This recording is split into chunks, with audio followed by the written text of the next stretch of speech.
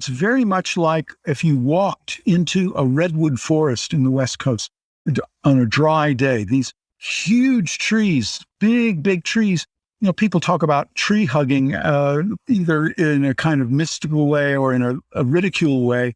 But if you go and you rest yourself, you don't have to hug it, but you just rest your body next to one of these trees, you will feel this radiant, strong energy that comes off of it. And that's what you feel inside of the Orgone Accumulator.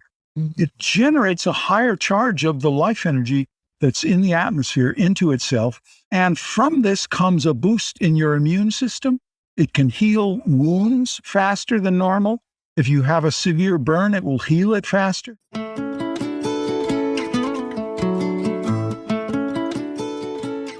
From the Weston A. Price Foundation, welcome to the Wise Traditions podcast for wise traditions in food, farming, and the healing arts. We are your source for scientific knowledge and traditional wisdom to help you achieve optimal health.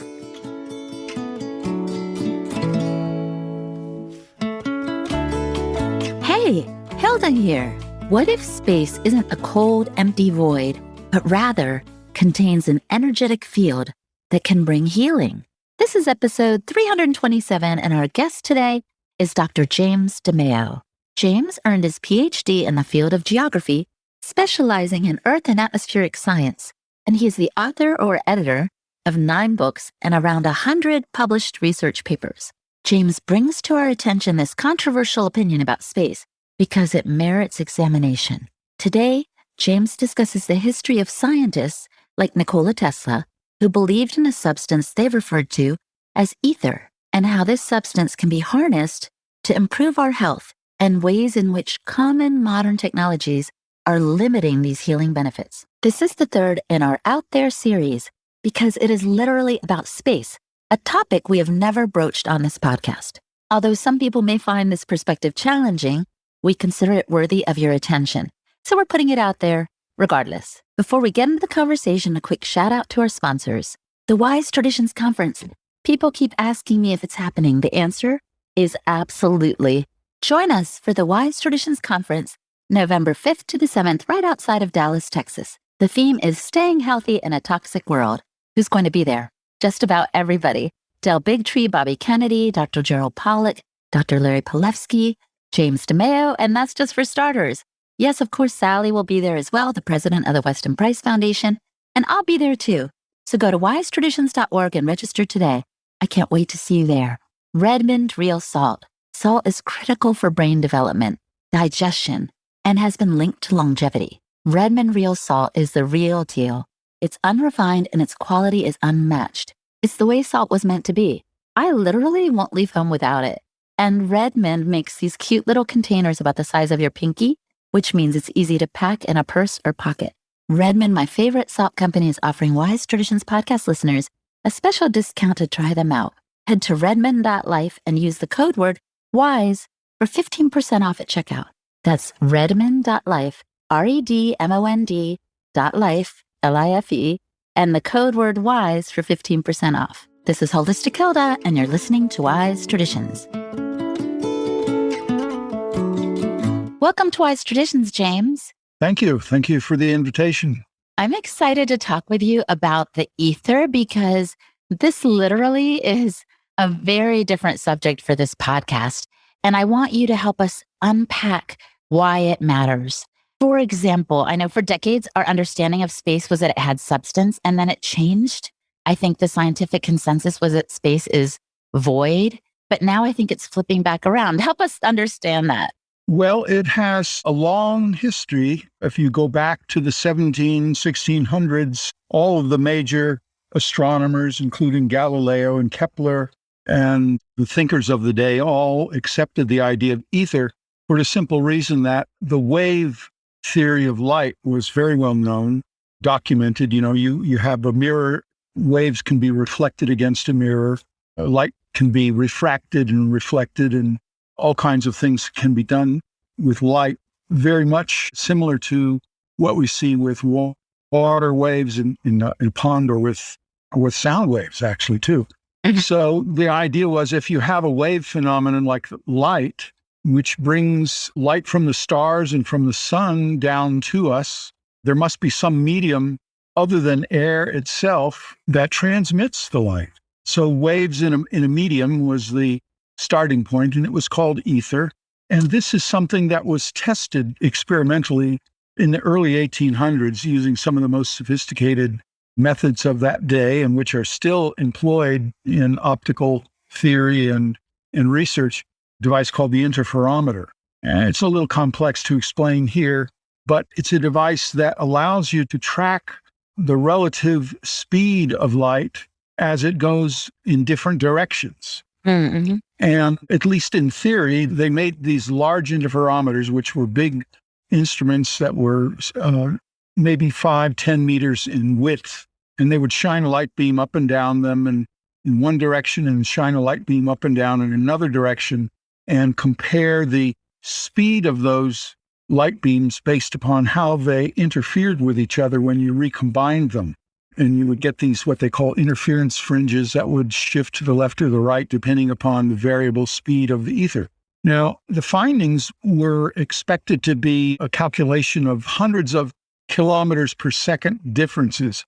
And the differences that were actually measured were on the order of 5 to 10 kilometers per second. So they did not confirm what they expected the amount to be, but nevertheless, the smaller number was still significant. And around the time when these experiments were being thrashed out and debated, Einstein's theory of relativity came along, which postulated light speed constancy in space in all directions, and basically did not require a medium because he postulated curved space-time. It gets a little complex on that too. But the point is that Einstein captivated the imagination of physics of that time period of the early 1900s. And the debate about the ether and the ether drift and the varying speed of ether sort of faded into the background. What we had was American researchers stayed with the ether the longest, and notably a scientist named Dayton Miller, who actually detected the ether repeatedly and at the highest levels by going up high on a mountain.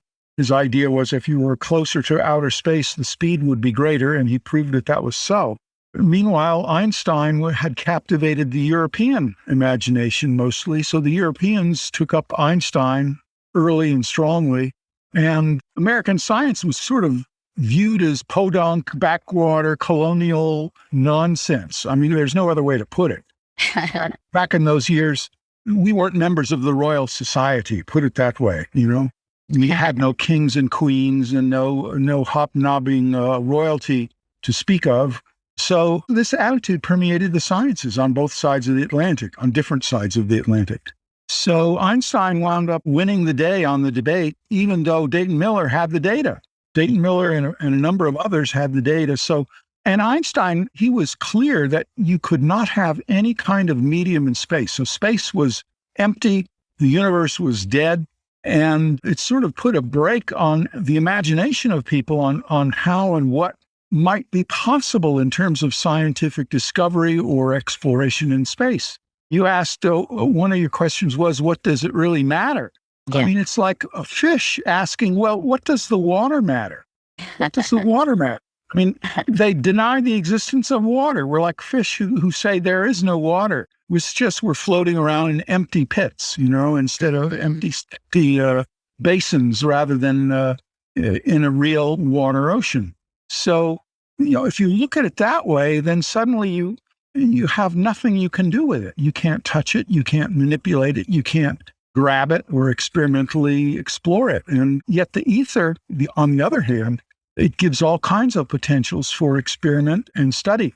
So for the average Joe, for the average person listening to you right now, we don't want to be fish mindlessly unaware of the water we're swimming in, so to speak.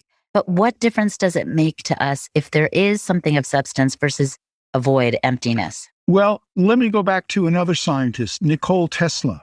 A lot of people know about Tesla. He was a believer in the ether.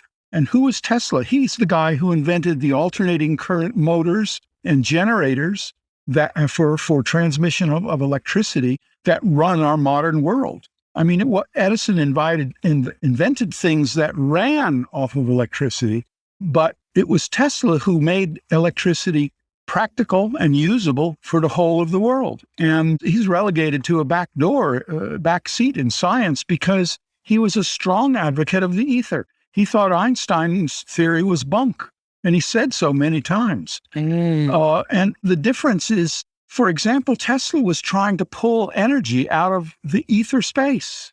He was trying to tap the ether to get electrical power. And some say he did it. He said he was very close to doing it in an experimental context. But if space is purely empty and void and there's nothing in it other than a few random particles bouncing around, you'll never be able to tap energy out of it. But if it's a contiguous energetic phenomenon, a continuum of energy, then you can tap it at one point and it'll suck energy from all of its surroundings to that point. And you have, with that, the theoretical possibility of getting energy free from the background of space, what is popularly called zero-point energy.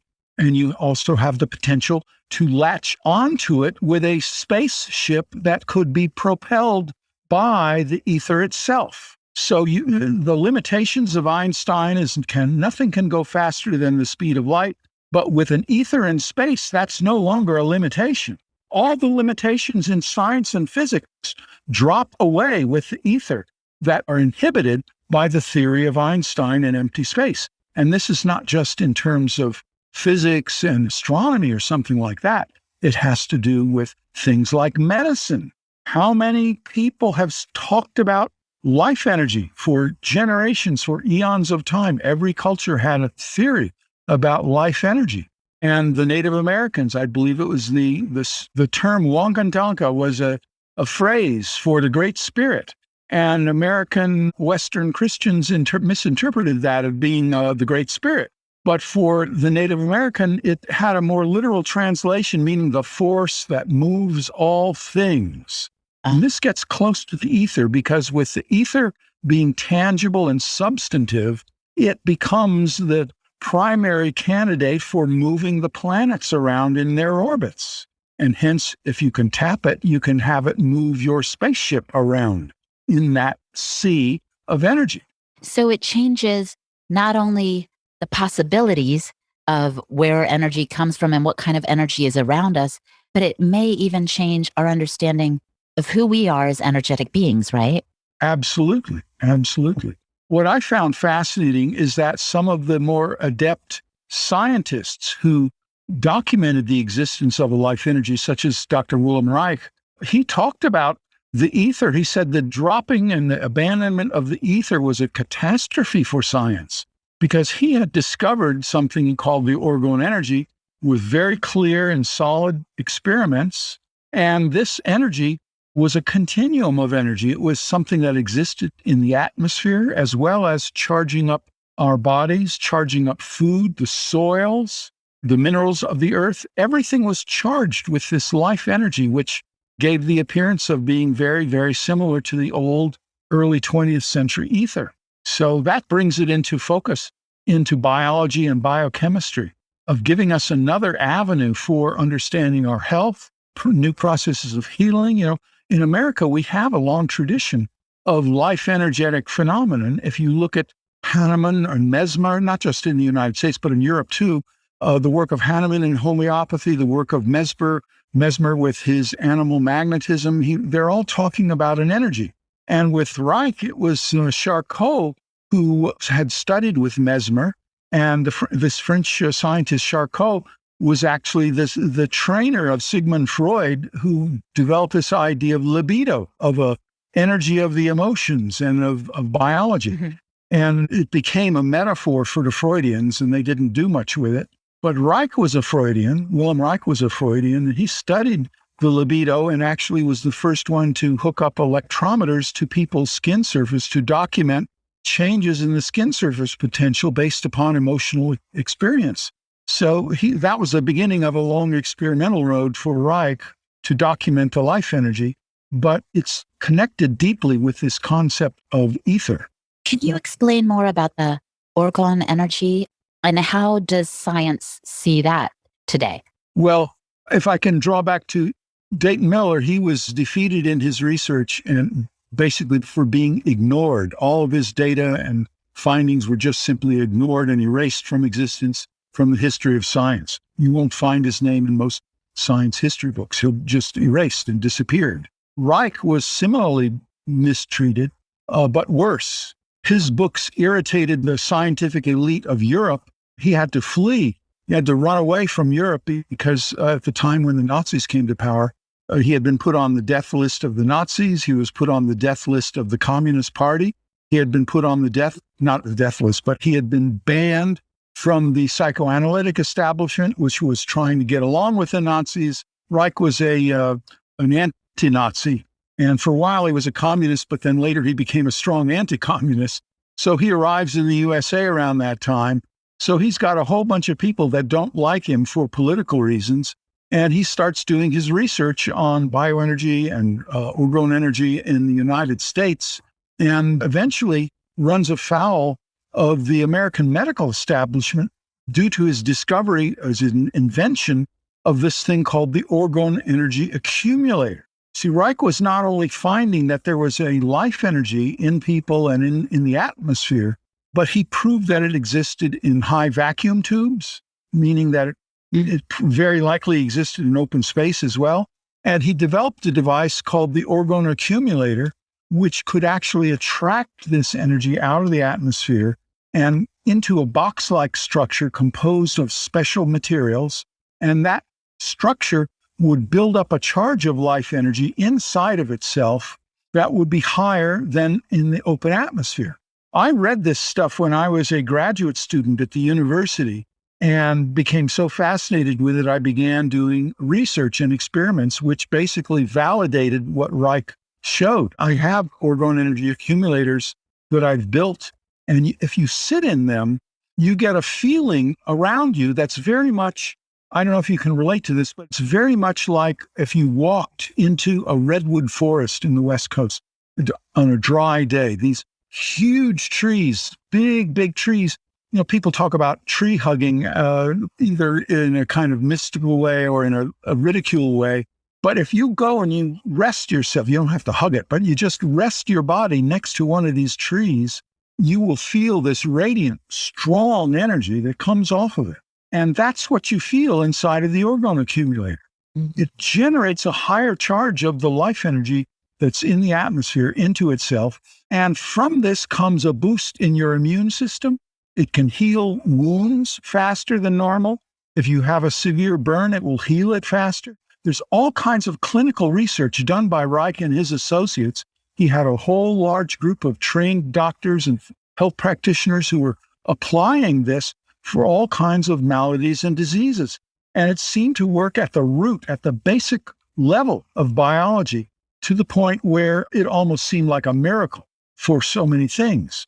And it was on that basis that he was attacked in the medical journals, the Journal of the American Medical Association, the Medinger Clinic Journal, a couple of others, ridiculed him and called him a quack. He was attacked in the communist press. Of course, there was no Nazi press at the time worth anything, any note. But the communists had been running the New Republic magazine. They ran the Nation magazine. They still run a number of magazines today, those same ones and others. Their influence was large and strong. And of course, they didn't hide themselves. They didn't openly embrace Stalinism, but they basically were Stalinists. And they created a very malicious and dirty-minded view of Reich, because Reich was somebody who was known for his work on the biological effects of sexual dysfunction, or how sexual dysfunction came about. So he was one of the early sex researchers, and they slandered him and said he had a sex cult and things like this. There was no truth to it. But basically, they went after the... So that was almost the excuse they used for dismissing his research. And I imagine the AMA and others were rather scornful of what he was doing and such, because it posed a threat to conventional medicine and conventional ideas. That's exactly so. And especially since an orgone accumulator, when I say they're made of special materials, you can go to the local hardware store and get most of them. You could build an orgone accumulator if you have skills in carpentry for a couple of $100. And there are a few places that will sell them for a few $1,000s because there's a lot of labor involved. But once you have it, I mean, one of the studies that I always wanted to see done was where you took 100 or 200 families, and one group got the Orgone Accumulator that they could sit in occasionally and charge themselves up, and the other group did not. And then you follow them for some years and you see what's going on with their health. I mean, there's all kinds of things that the Orgone Accumulator can boost people. When you talk about immune system dysfunctions, you're talking about the bioenergetic charge on the red blood cell. That was something that Reich discovered, that red blood cells, if you look at them in the living state under the microscope, they have a blue energy field surrounding them. If you look at them in the living state, and the strength of that blue energy field is a function of the resistance to disease, as they called it back then, or the orgone energy charge, as Reich called it. Reich felt the orgone energy had a specific blue color. He felt that it surrounded the Earth in an envelope, which gave rise to the blue energy field of the Earth, which we know, this was way before the astronauts or satellites went up to take pictures of this. Many things that he identified in terms of cosmology and the energy charge of the Earth and living creatures have been validated in so many ways. I actually wrote some books on this subject. I have one book called the Orgone Accumulator Handbook, which not only introduces Reich's discoveries in detail, it talks a little bit about the ether. I think there's an appendix document about the ether in space that talks about Dayton Miller and all that. But it also tells you how to build them. And this book is sold all over the world and in a couple of languages now. And I'm very happy to say that there's a lot of people who know about this now, not only from Reich's writings, but from my writings. And it's now entering into the thinking process of a lot of medical doctors who previously had no idea. And the public who knows talks about life energy. I mean, you look at all the non-conventional healing modalities that talk about laying of hands or the therapeutic touch. Okay, there is something just from the direct pressure and touching of people, but there's also bioenergy that's being transmitted. And it's important to realize that this is not some purely metaphysical concept. It may be metaphysical in the old Eastern traditions, but following in the Western traditions, it's more nuts and bolts. We know it as a tangible force. You can measure it. We have from Reich a life energy meter that allows you to measure it. And it can be studied with the Orgone Accumulator. There are all kinds of physical properties inside the space of an Orgone Accumulator that you can measure with physics instruments and show that there's something rather unusual going on inside of it. Coming up, James explains why some theories are so opposed by the mainstream narrative, and he also offers practical tips to protect ourselves from electromagnetic radiation. You're listening to the Wise Traditions podcast from the Weston A. Price Foundation. We pause now to recognize our sponsors. Prima Foodie Summit. It's time to step away from survival mode and reconnect with our health and wellness goals for the year. Prima Foodie has put together a 2-day virtual health summit to help us do just that. It kicks off on August 25th and features experts that cover how to handle blood sugar spikes, avoid burnout, improve gut health, rebalance hormones, and nourish ourselves deeply. Don't worry if you can't make the 25th exactly. The link will be active for a full week, so you can watch and rewatch at your own pace. I'm personally one of the presenters as well. I focus on sun and cold therapy. There's also a gua sha demonstration, a session on dream interpretation, one on breath work, and workshops that teach us how to detox not just the body, but the mind. And VIP ticket holders get an exclusive gift box too. It sounds amazing, right? I'm excited. Find out more and buy your ticket now at primafoodie.com and get ready to revive your goals and your health. That's Prima Foodie, Prima foodie.com. And Bordeaux Kitchen Naturals. Tanya Teschke, the founder of Bordeaux Kitchen Naturals, was looking for affordable and chemical-free body care products for her and her family. She couldn't find any. So she rolled up her sleeves and created her own line of lip balms, creams, and soaps for herself, family, and friends. Yes, that's you. She uses only ingredients she would want on her own skin and her children's as well. Natural beeswax, organic, grass-fed tallow and lard, organic olive and coconut oil, and more. My family and I love her body butters and soaps. So order yours now. Go to BordeauxKitchen.com to place your order, or go to Etsy, put Bordeaux Kitchen, one word in the search box there, and get 10% off your first order. Just send Tanya a message telling her that you heard about our products through Wise Traditions. This is Holistic Hilda, and you're listening to Wise Traditions. Those who believe that space is still void, a bunch of nothingness, like you said, with some random particles moving around, what do those who espouse those beliefs make of the Orgone Accumulator information and studies that you and others have done? Well, they will try to brand it or misbrand it as medical quackery. They will try to destroy people who have this viewpoint. And when I say destroy, just a few years ago, a good friend of mine who's a physics teacher in the universities in Europe, he didn't have a PhD, so he went for his PhD. And his PhD thesis he presented was a reconsideration of Einstein on the basis of the new ether discoveries. And when I say new, there are many scientists within my generation and today who have replicated made their own experiments and came to a positive conclusion about it.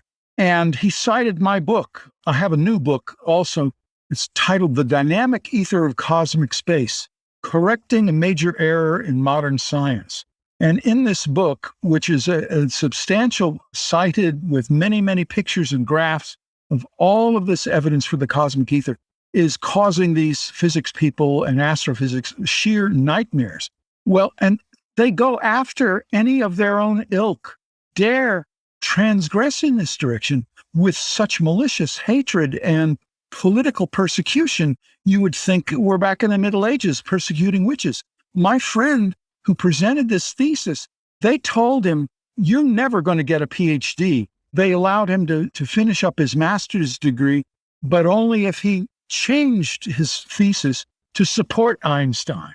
So he was forced to do that just to get out with his neck intact, his head on his head on his neck. And I told another graduate student who had a similar experience. They just threw him straight out of the university. And there's nobody, if you're a young scientist and you bring these ideas into the university, by my experience, certainly my generation, maybe the modern generation too, maybe there's changes I don't know about, but you tried to talk about this in the university, you become branded as a heretic and they throw you out or they just maliciously destroy your career. Yeah, and this sounds very familiar to me right now because I feel like the scientific method now is in jeopardy because anyone who has a different thought about a question that challenges mainstream scientific thought is often ostracized now. And like you said, it's like there's a witch hunt for any doctor who dares to question the status quo. Yeah, the COVID especially. You know, I just wrote another book on the COVID about the flaws and errors in that. You know, you don't have to be a doctor or a medical scientist to study the COVID theory and see all the different flaws and errors in it. My background and training was in geography with a specialization in earth and atmospheric science. And people ask me, well, what the hell is an atmospheric scientist doing analyzing COVID?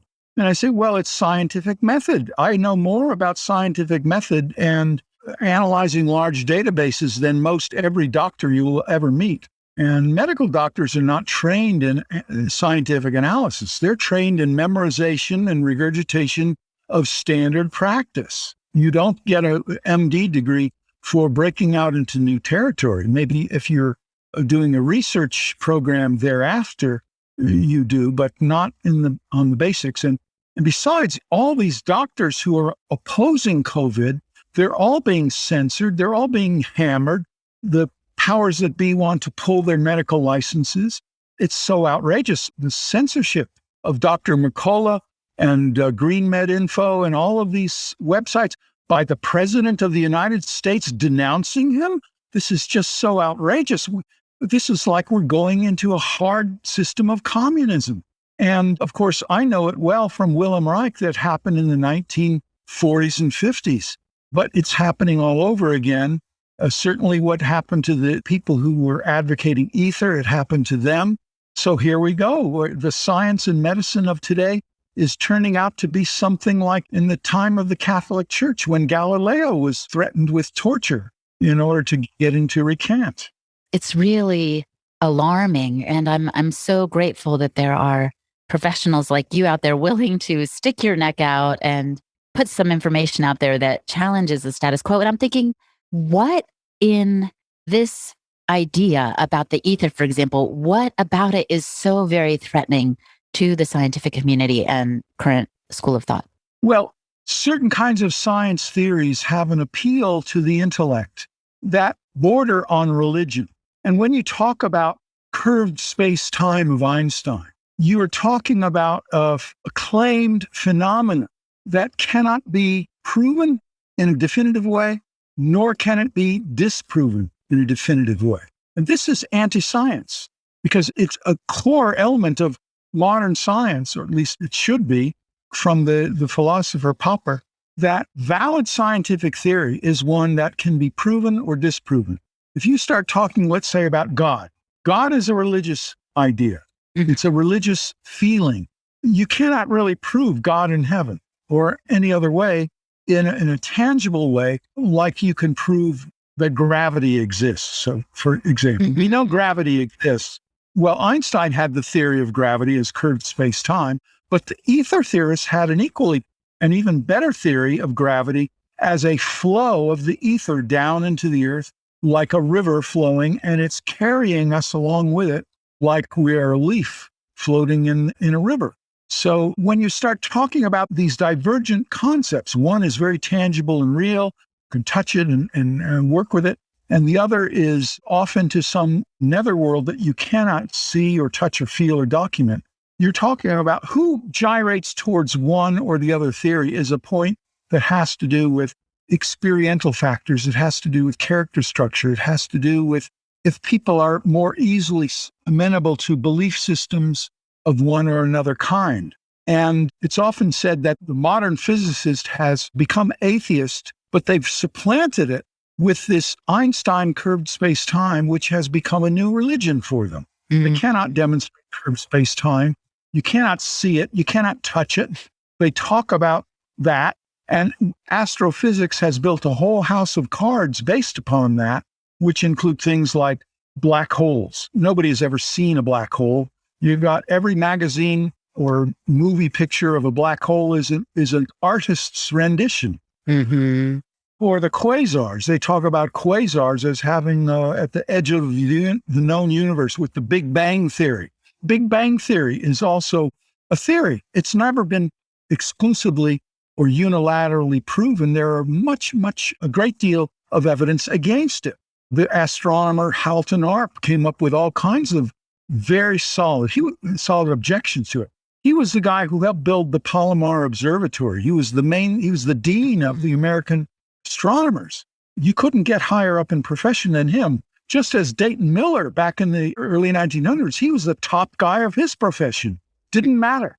Halton Arp was thrown out of the establishment because he dared to question some of the basic assumptions that underpinned the Big Bang Theory, the expanding universe theory. And he was not able to get access to the telescopes anymore. He could not get grant money. He was relegated to a back seat in a position in a research establishment. And eventually he lost that. He had to move to Europe, where he got a job with the Max Planck Institute. And he wrote all kinds of books which were ignored by his profession, except for very bad reviews. But they were embraced by a whole new young generation of scientists and scholars who couldn't talk about him in their universities, but they nevertheless embraced him. Yes, I think you're right. You mentioned earlier that there are a lot of young people who understand that there is a life force or an energy to this earth that is holding us together and keeping us well. And so there's much more openness in the younger generation, I feel like, to the possibility that there is an ether as opposed to this kind of Einstein theory of space being void. Yes. One of the prime examples in Hollywood movies of the Star Wars movies, for example, they talk about the Force. May the Force be with you and all of that. And I often wonder if the movie producers actually read right. I don't know. I'm not close to them to ask the question.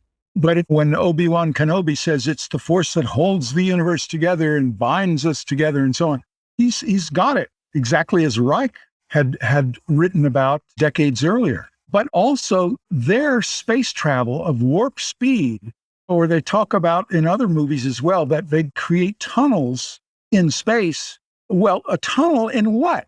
I mean, a tunnel in Earth, we now talk about digging through the rocks to make a tunnel. And what are they tunneling through to make these warp speed things work? It's all faster than the speed of light, much, much faster than the speed of light. Star Wars, Star Trek, otherwise their concept of the traveling from point A to point B, it would be totally stymified by all this relativistic time distortions, which would make it impotent and kind of sterile. So that's the difference for you. And that's an example of how this has entered into the popular mind. Mm-hmm. So, short of building my own Orgone Accumulator, what are some other ways in which I can tap into the healing energy of the ether?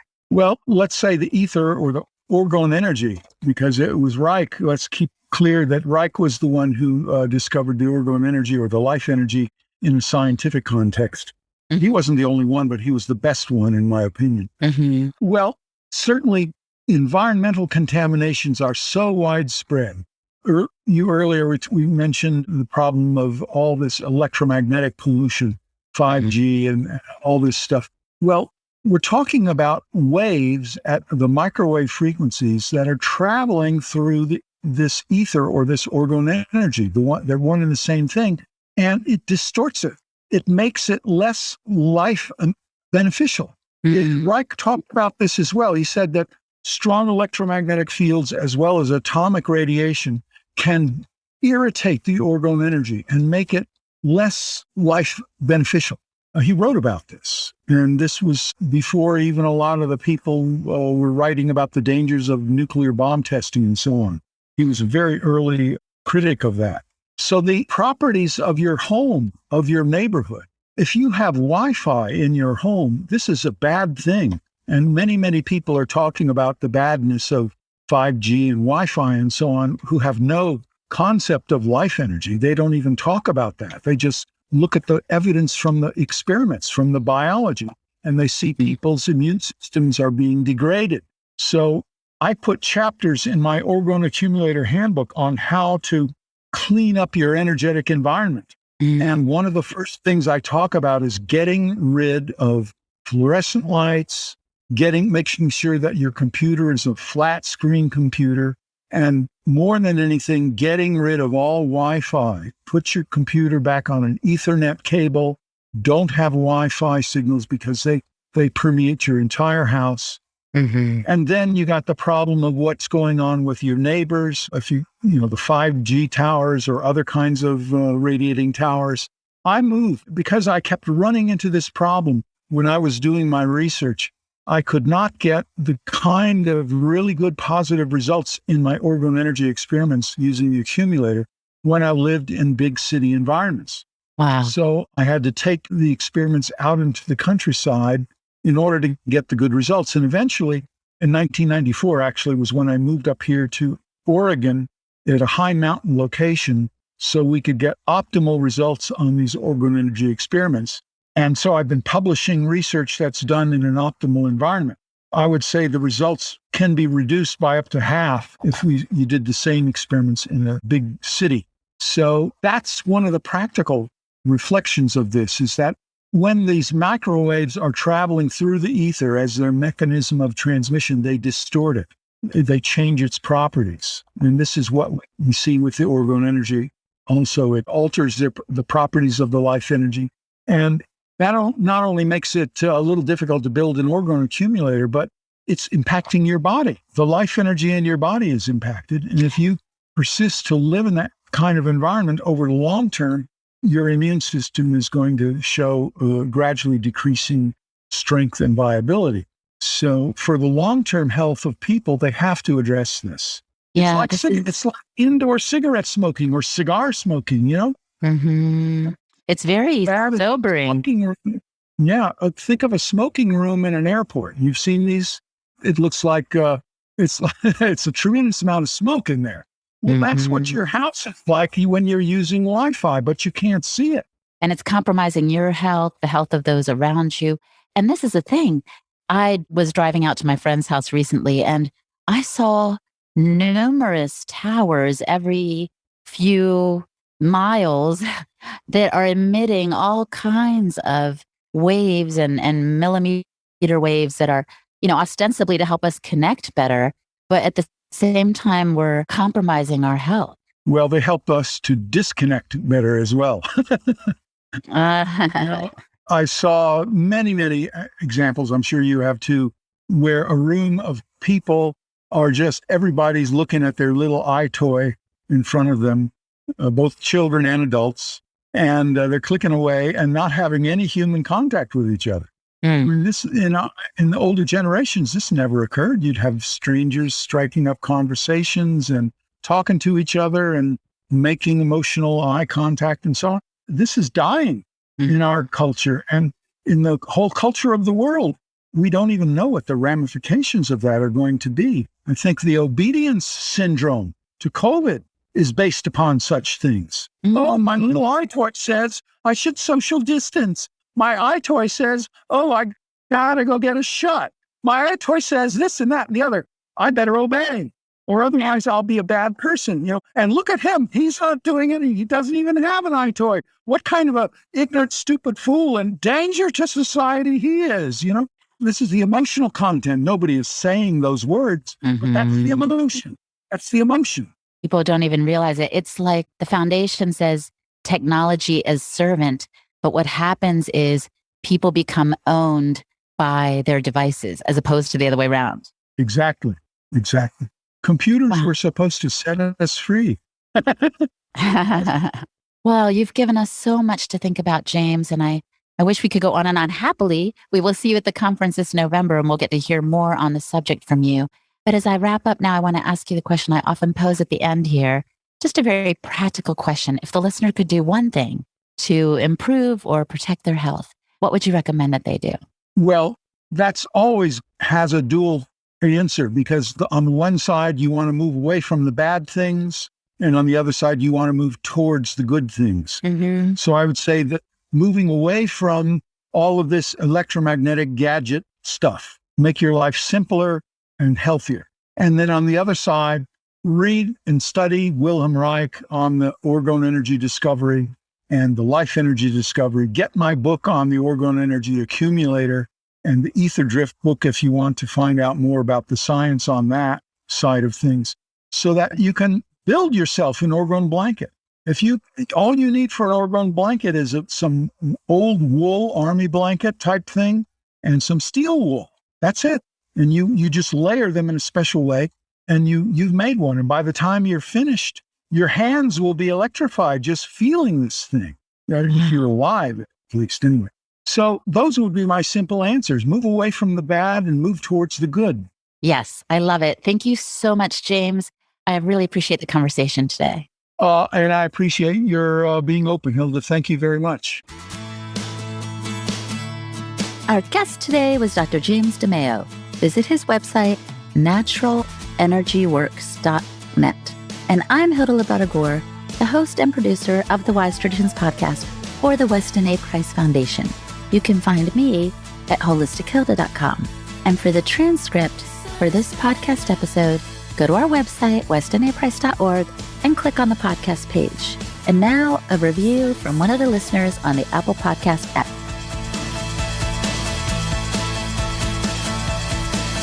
Megan H. says this podcast is an amazing place to start when you are trying to customize your personal health journey. I also love how this organization gives us a way to stand up for our health freedom and putting our health choices back into our own hands. What an amazing blessing you've been for me and my family. Oh my gosh, Megan, that means a lot. You are so welcome. You can also leave us a review on Apple Podcasts. It would mean a lot. And thank you for listening, my friend. Stay well. Hasta pronto. On behalf of the Weston A. Price Foundation, thanks for listening. We have many free resources to support you on your health journey. Visit westonaprice.org to find podcasts, articles, videos, and more. You can also find a local chapter near you for help in finding sources of great food. We invite you to support the Foundation's mission of education, research, and activism by becoming a member. Thanks again, and take care. Wise Traditions is a project of the Weston A. Price Foundation for wise traditions in food, farming, and the healing arts. The content on this podcast is provided for informational purposes only and is not intended to substitute for the advice provided by your doctor or other healthcare professional. It is not intended to be, nor does it constitute healthcare or medical advice.